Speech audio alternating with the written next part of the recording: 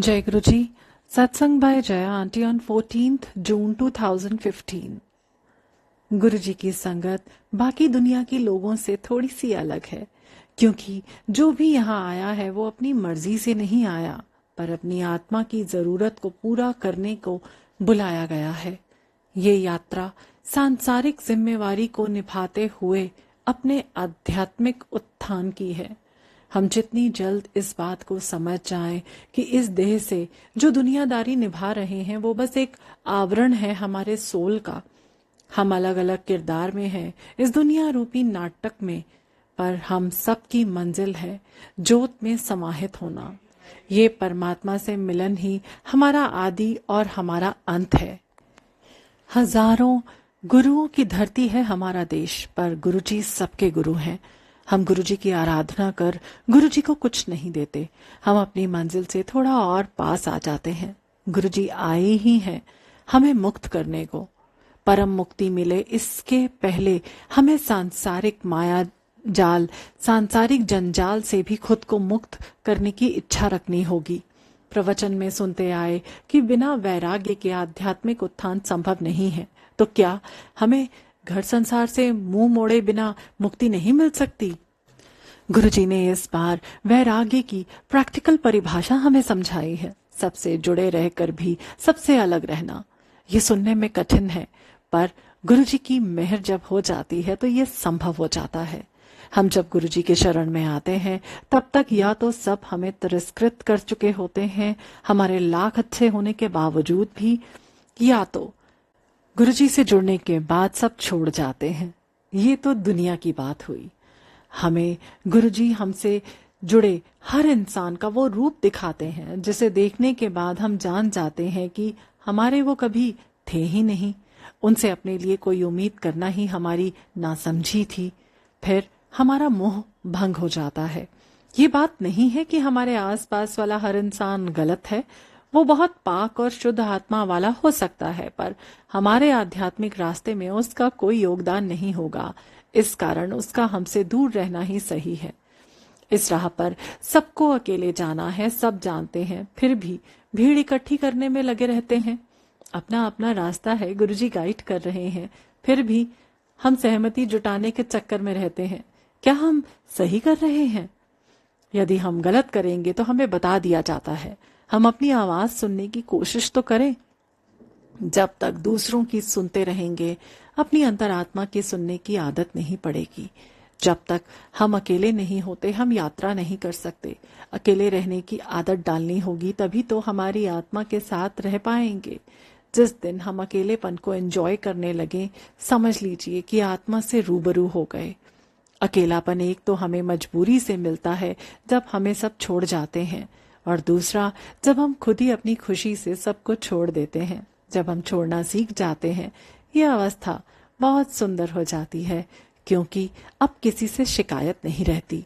हम सबसे एक समान प्यार करने लगते हैं। सब हमसे जुड़े होते हैं पर हम किसी से नहीं। प्यार सबसे, पर बिना कुछ पाने की उम्मीद से। जो दे दिया किसी ने प्यार गुरुजी की मेहर मानकर स्वीकार कर लिया, और नहीं दिया यदि तो कोई गम नहीं।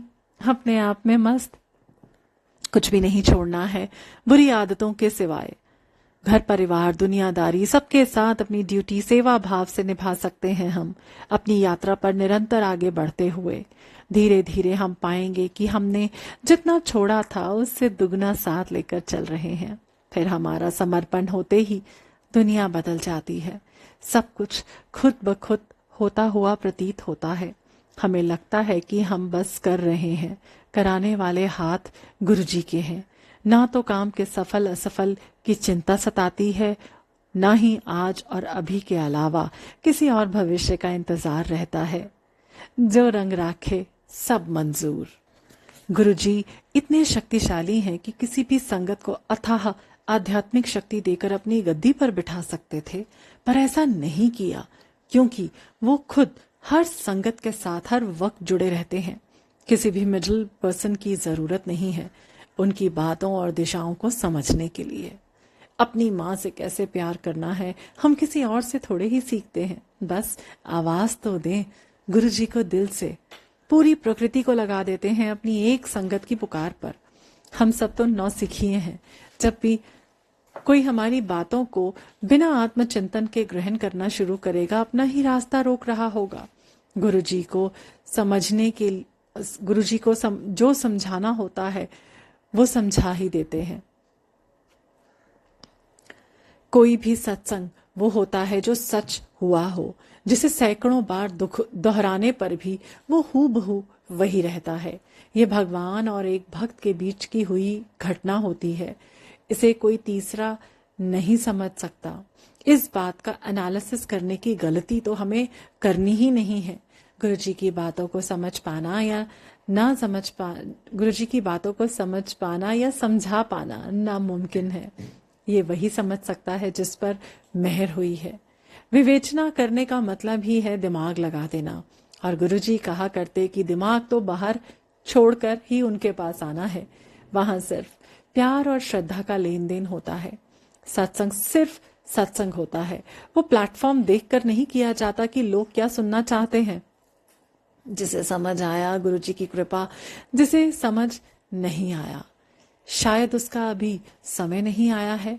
इन बातों को समझने के लिए सिर्फ गुरुजी को ही सुनना शुरू करें, खुद जुड़ें गुरुजी से। यही हमें ले जाएगा असल चीज तक। सत्संग के बाद गुरुजी सीधा घर जाने को कहा करते। वो जानते हैं कि हम इंसान सत्संग पर भी अपनी टीका टिप्पणी करने से बाज नहीं आएंगे। यदि खुद के साथ रहेंगे तो ही सत्संग को आत्मसात कर पाएंगे। सत्संगत से ज्यादा मिलना जुलना बढ़ाने की जगह हम गुरुजी से अपनी नजदीकियां बढ़ा सकते हैं। खुद के साथ रहना सीखना बहुत जरूरी है। खुद को आजाद रखना सीखना भी होगा हमें।